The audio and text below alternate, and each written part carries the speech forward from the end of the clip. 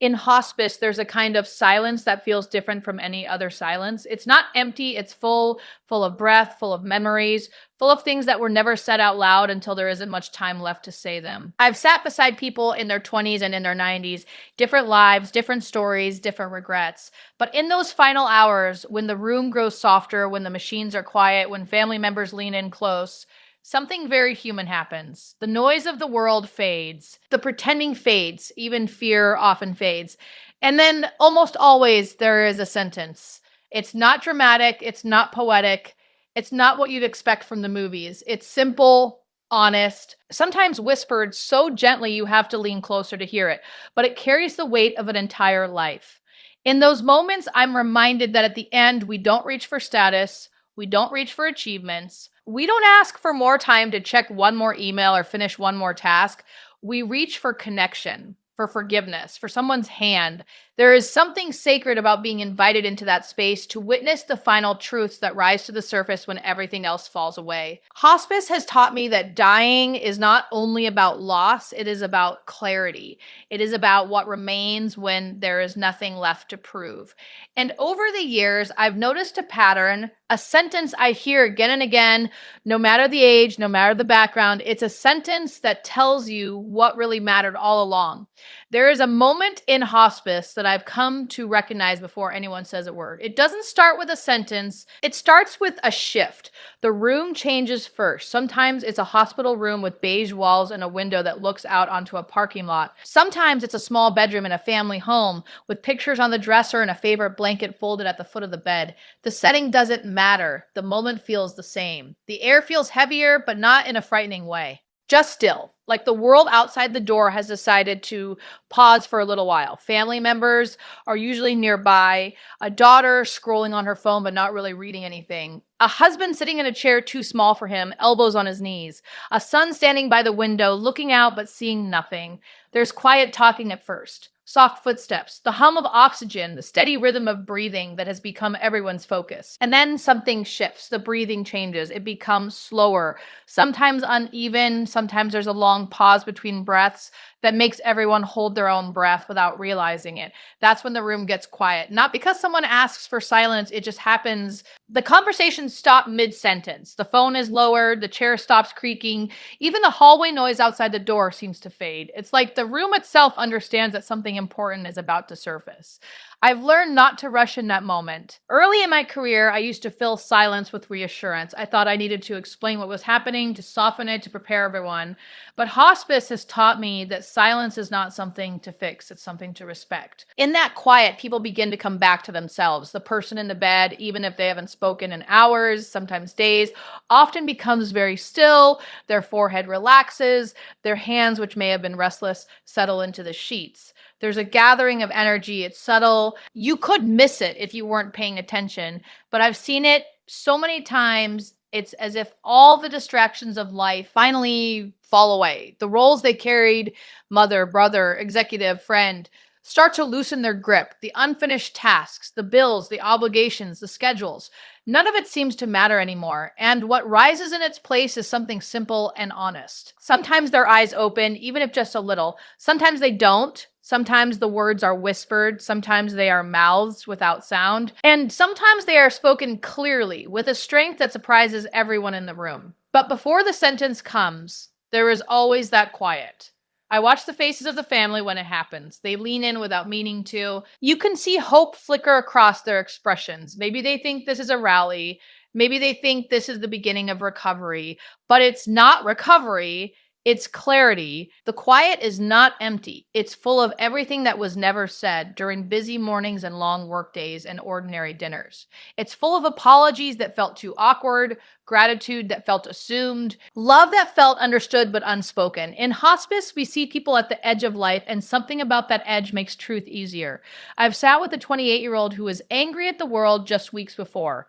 Angry at his diagnosis, angry at his body, angry at how unfair it all felt. But in that final quiet, the anger softened, his breathing slowed, his mother held his hand, and in that room, with the sun setting through thin hospital curtains, the anger didn't show up. Only truth did. I've sat with a woman in her 80s who had spent decades being the strong one, the one who organized everything, the one who handled the holidays, the one who didn't cry in front of anyone. But in that last stillness, her strength looked different. It wasn't about control anymore, it was about surrender. There's something about no I. And your time is short that rearranges your priorities in an instant.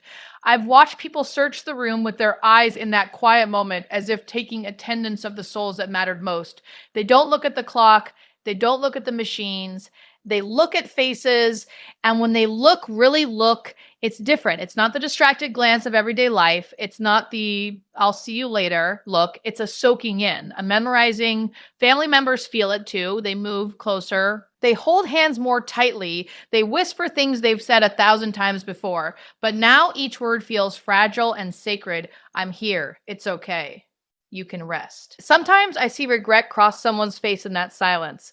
A son who hadn't visited enough, a sister who stayed distant for too long, a partner who thought there would be more years to say the things that matter. But in hospice, time becomes very honest. There isn't room for pretending. The quiet strips everything down to what is real. As a nurse, my role in those moments is small and steady. I check the breathing, I watch for signs of discomfort, I adjust pillows, I moisten lips, but mostly I bear witness. There is a privilege in that, to be invited into someone's final quiet, to stand at the edge of their life and see what surfaces when everything else falls away.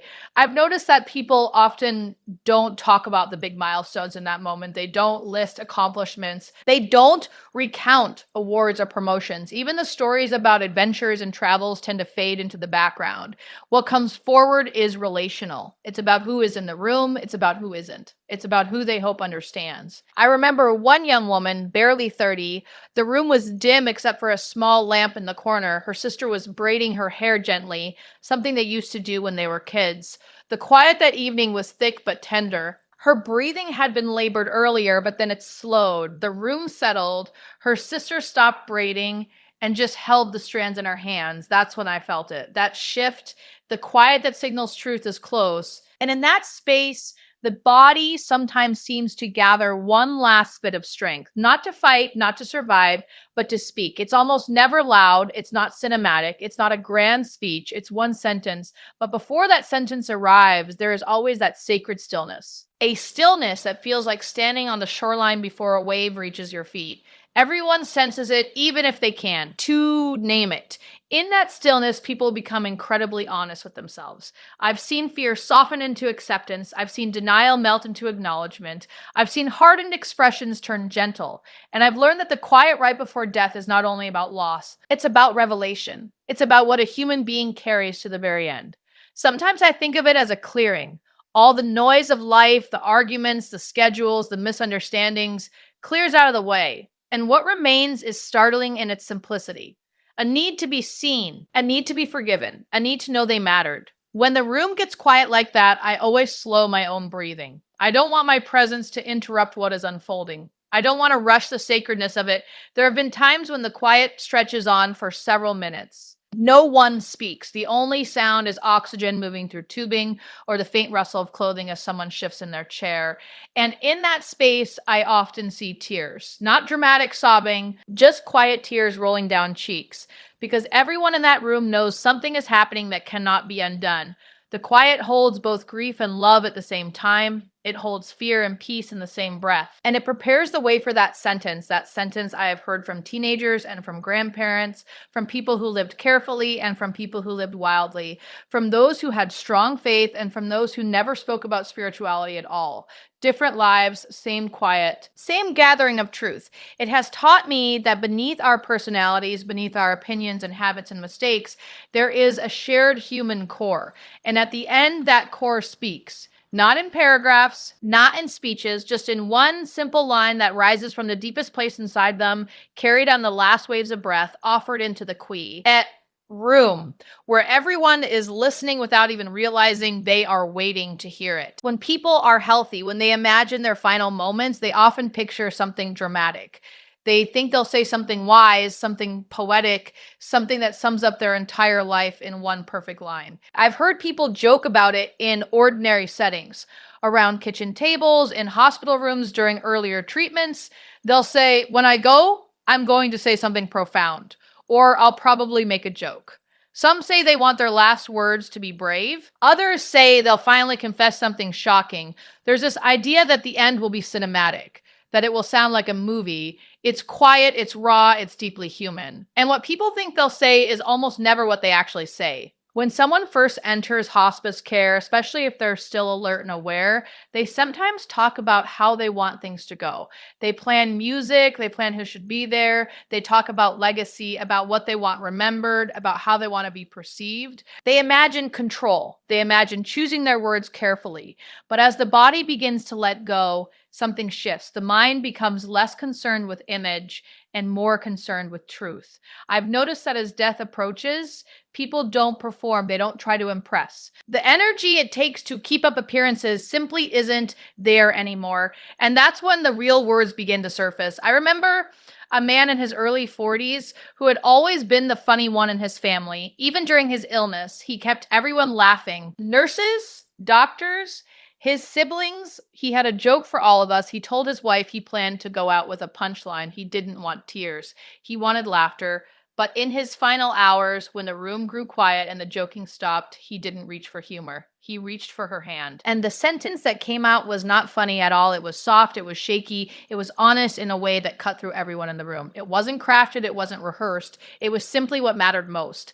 I've seen strong Stoic fathers who always said they didn't want to fuss. They told their families not to cry. They insisted they didn't want all that emotional stuff. But as their breathing slows and their bodies grow tired, those walls they built over decades start to fall away. They don't talk about their achievements. They don't give instructions about finances or property. They don't lecture. They say something small, something vulnerable, something that surprises even them. What people think they'll say is usually shaped by ego, by personality, by the role they've played for years. What they actually say comes from somewhere much deeper. It comes from the part of them that has nothing left to protect. I once cared for a young woman who had always described herself as independent to a fault. She prided herself on not needing anyone. She told me early on, "I don't want anyone hovering over me at the end. I'll handle it." But as her body weakened and the nights grew longer, she reached for connection in ways she never had before. She asked for her sister to stay close. She wanted her mother to brush her hair. She asked her best friend to sit beside her, even if they didn't talk. And in her final clarity, what she said was not about independence. It was about love. It's almost as if death peels away the layers we build to survive in the world. The tough layer, the funny layer, the successful layer, the independent layer. And what's left is simple. I think people believe their last words will be about meaning, about philosophy, about the big picture of life. But most of the time, they're not abstract, they're specific. They're directed at someone in the room. They are about relationship. There was a teenage boy I cared for who had been quiet his whole life. His parents told me he rarely talked about his feelings. He showed love through small actions, helping with chores, sitting close, fixing things around the house. In the weeks leading up to his death, he didn't suddenly become a different person. He didn't start giving long speeches. But in his final moments, when his breathing grew uneven and his parents leaned in close, he said something that he had likely felt for years but never put into words. It wasn't dramatic. It was something they had always hoped to hear, and it was enough. What people think they'll say is often about leaving an impression. What they actually say is about leaving reassurance. I've noticed that many people, even at the very end, are concerned about the ones they're leaving behind. They worry about being a burden. They worry about causing pain. They worry about unfinished conflicts. And so the sentence that rises is often about easing that weight, not in a grand way. Just in a human way, there's also something else I've observed. Sometimes people think their final words will be about regret, that they'll confess all the things they did wrong, that they'll unravel their mistakes out loud. And yes, sometimes regret shows up. But it doesn't come in long lists. It comes in one honest acknowledgement, one simple admission. And then often what follows is a need for forgiveness or connection. I remember sitting with an elderly woman who had been estranged from her daughter for years. There had been silence between them for so long that it felt permanent. But as her health declined, the daughter came. They didn't resolve decades of pain in a dramatic conversation. There wasn't a perfectly scripted reconciliation. There was quiet, there were tears, there were hands held. And in her final clear moment, the mother didn't rehash the past. She didn't defend herself. She didn't explain. She said something that stripped away all the complexity of their history, and it was enough to soften the room. People imagine their last words will summarize their life story. But life is too layered for that. At the end, the mind doesn't try to compress decades into a speech. It distills everything down to what feels most urgent, most real, most necessary. I've also noticed that sometimes the sentence people say is not new at all. It's something they've said before in their lives, maybe hundreds of times, but in that final moment, it carries a different weight. The tone changes, the intention deepens, it's no longer casual, it's no longer routine, it's final. And everyone in the room feels that shift. There have been times when families expected something profound. They leaned in, waiting for wisdom, waiting for life advice, waiting for some secret about the meaning of it all. But what they received instead was simple. And afterward, they would tell me, I thought he would say something bigger. And I gently remind them that what he said was big. Beck, as it was true. Hospice has taught me that truth at the end doesn't need decoration. It doesn't need eloquence. It needs sincerity. The body, when it's preparing to shut down, doesn't have energy for performance. It doesn't have space for pretense. What comes out is what's been living quietly underneath all along. Sometimes it's gratitude, sometimes it's apology, sometimes it's reassurance, sometimes it's a request. But it is almost never about status or possessions or reputation. No one has ever pulled me close to talk about their job title in their final breath.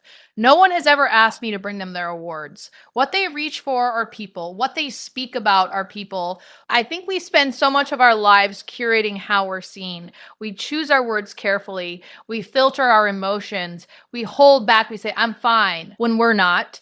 We avoid hard conversations because we assume there will be time later. And then hospice shows us what happens when later runs out. The final words are not about how someone wanted to be perceived. They're about how they truly felt. And that's what makes them so powerful. Not because they're grand, but because they're stripped down to the core. I've come to expect that what people think they'll say will fall away.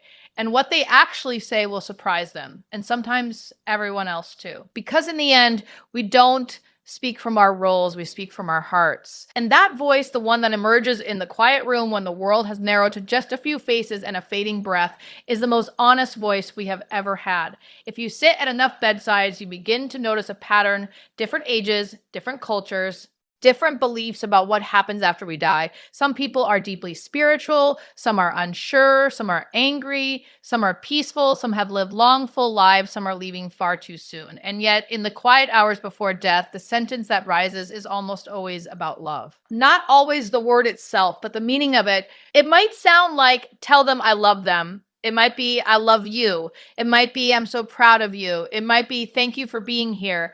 It might be, I'm sorry. It might be, don't be alone. It might be, take care of your mom. Different wording, same root. Love. I've never heard someone in their final breath ask about their bank account. I've never heard someone say, I wish I had worked more. I've never heard someone ask to see their trophies or diplomas. But I have heard trembling voices search for the right words to express what they feel about the people gathered around them.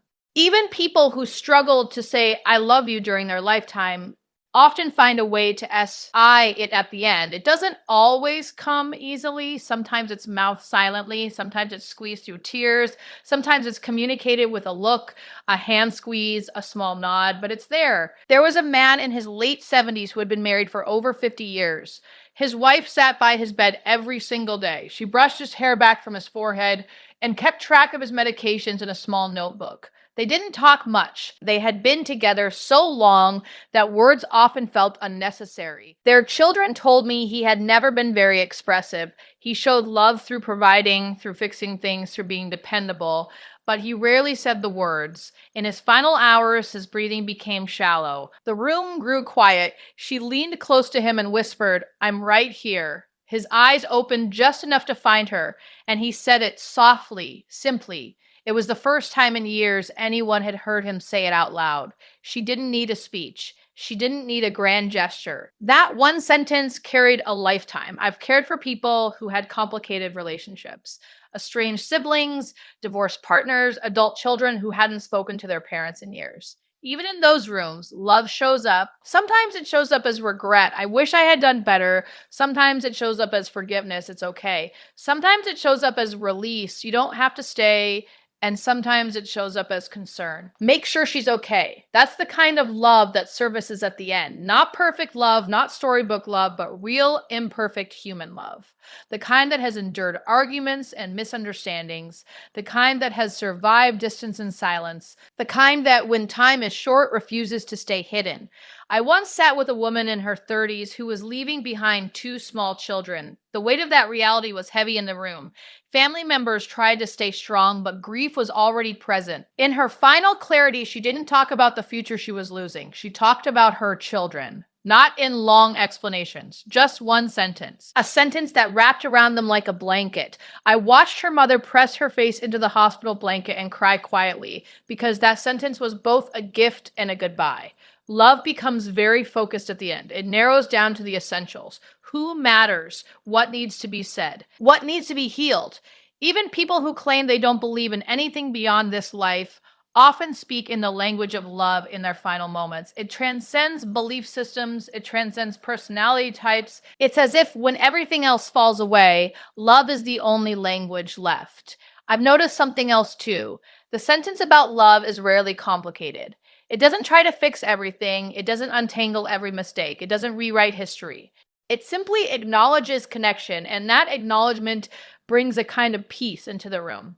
Sometimes families tell me later that they expected fear, that they expected dramatic last words. But what they remember most is that simple expression of love. It becomes a sentence they carry with them, the one they replay in their minds on quiet nights, the one they tell friends about years later. And I think that's because love, when spoken at the edge of life, feels pure. There's no agenda behind it, no expectation, no performance, just truth. I've also seen people who spent years chasing success come to realize in their final days that the moments they cherished most were small ones. Family dinners, road trips, bedtime stories, sitting on a porch with someone they cared about. They don't say, "Remember my achievements." They say something that circles back to connection, to gratitude, to affection. Even when someone is unconscious for long periods, families will speak love over them. They'll say, "We love you." They'll say, "You were the best dad." They'll say, "Thank you for everything." And sometimes in the quiet, there will be the faintest squeeze of a hand, the slightest change in breathing, a tear slipping from the corner of a closed eye. Love is still being exchanged. Even when words are scarce, I've come to believe that at the end of life, love is not just an emotion. It's a reckoning. It's the thing we measure our lives against. Did I love well? Was I loved? Did the people who mattered know it? That's why the sentence I hear right before death, no matter the age, almost always circles back to love in some form. It's the unfinished business most people care about. Not money, not reputation, not even comfort. Connection, and in those final breaths when the room is quiet and the world has narrowed down to just a few faces, love becomes the most urgent truth. It's the sentence that rises from deep within, the sentence that feels less like something constructed and more like something revealed. And every time I hear it, no matter how many times I've heard it before, it reminds me that beneath all our differences, beneath all the complexity of our lives, we are still, at our core, people who want to give and receive love. There is something else I have learned after sitting at so many bedsides, something quieter than the sentence itself. It's what happens after the words are spoken. People often think the final sentence is the end of the story. But in hospice, I've seen that sometimes the most powerful moment is not the sentence, it's the release that follows it. After someone says what they need to say, especially when it's about love, there's often a visible shift. Their shoulders soften, their forehead smooths, their breathing changes. It's as if the body was holding on, waiting for permission to let go, waiting to make sure the important thing was said. I've watched people linger for hours, sometimes days, in a fragile in-between space. Family members take turns at the bedside. They whisper reassurances. They cry quietly in the hallway. They beg for more time, even when they know time is not something anyone can bargain with. And then, when the sentence is spoken, when the "I love you" or the "I'm sorry" or the "it's okay" finally comes, something settles. The room feels different. There's still sadness, there's still heartbreak, but there is also a kind of peace that wasn't there before. I've come to believe that many people don't just fear dying, they fear leaving things unsaid, they fear unfinished conversations, they fear that the people they love won't truly know how they felt. So they hold on. Sometimes families will ask me, what are they waiting for? And I've gently said more than once, maybe they're waiting to hear something or to say something. I've seen patients wait for a certain person to arrive before they let go. A son flying in from another state, a sister who hadn't yet walked through the door, a spouse who stepped out for coffee and came rushing back when the call came. It's not something you can measure medically. It's not something you can chart, but you feel it. There was an older gentleman who had been unresponsive for nearly a full day. His breathing was slow and uneven. His family was exhausted, keeping vigil in shifts. His youngest daughter hadn't arrived yet. She was driving through the night. Everyone kept telling him, "It's okay. You can rest." But he didn't. When she finally walked into the room, her face pale and tear-streaked from the long drive, she went straight to his bedside. She took his hand and said his name the way she had when she was little and needed him. His breathing changed almost immediately. His eyes fluttered open for just a moment, and he said one sentence to her. After that, he exhaled slowly and his body didn't draw another breath. It was as if that sentence had been the final thread holding him here. I have seen that kind of release more times than I can count, and it has taught me something about the human heart. We are wired for connection in a way that is deeper than logic. Even at the very edge of life, when organs are failing and the body is shutting down, the need to complete something relational remains strong. It's not always dramatic. Sometimes the sentence is barely audible. Sometimes the family doesn't even catch it the first time, and I gently repeat it for them. But once it's spoken, there's often a softening. I've also seen the opposite. I've seen people struggle when there are things left unresolved. A son who won't come visit. A long-standing conflict no one is willing to address. A silence that feels too heavy to break. In those rooms, the air feels different. The body seems restless. The breathing unsettled. It's not that death won't come. It always does. But sometimes it feels harder. When reconciliation happens, even in a small way, it's like watching a knot loosen. A daughter once leaned over her mother and said through tears, "I forgive you." Her mother had been unconscious for hours, but when those words were spoken, a single tear slipped from the corner of her eye. Moments later, her breathing eased into a rhythm that felt calmer than anything I had seen all day. Whether she consciously heard those words or not, something shifted. Hospice has made me very aware of how powerful reassurance can be. I have watched families cling to their loved one's hand and whisper, "We'll be okay, you don't have to worry about us." And sometimes it's after hearing that, after knowing their family will survive the loss, that the person finally lets go. There's a quiet permission in those exchanges, permission to rest, permission to stop fighting, permission to trust that love will carry on without them. People often ask me what death looks like. They expect something dramatic, but most of the time, it looks like a slow unwinding. And when that final sentence has been spoken, when the emotional work feels complete, the unwinding seems gentler. There is less tension in the body, less strain in the face, more surrender. I remember a woman who had spent her entire life taking care of everyone else. Even in hospice, she worried constantly about her husband, what he would eat, how he would manage the house, whether he would remember to take his own medication. She could barely keep her eyes open, but she kept trying to give instructions. Finally, her husband leaned close and said, "I promise I'll be okay. You took care of me for 50 years. Let me take care of myself now." And then she said one sentence. After that, her body relaxed in a way it hadn't in weeks. Within the hour, she was gone. It's as if love, once expressed and reassured, gives the body permission to stop holding on. There's something sacred about witnessing that. It has changed the way I live. It has changed the way I speak to the people I care about, because I've seen how much weight a single sentence can carry at the end of a life. I've seen how unfinished words can linger in the air, and I've seen how spoken love can bring a kind of peace that no medication can provide. The final sentence is rarely about the person dying alone. It's about the bond between them and someone else. It's about knowing that what needed to be said has been said, that what needed to be given has been given, that what needed to be mended has, at least in some small way, been touched. And when that happens, the room often fills with a stillness that feels almost holy, not because death itself is easy, but because something complete has just taken place. A life reduced to its most honest truth, a relationship acknowledged, a love spoken out loud, and then gently, quietly, the body follows where the heart has already gone.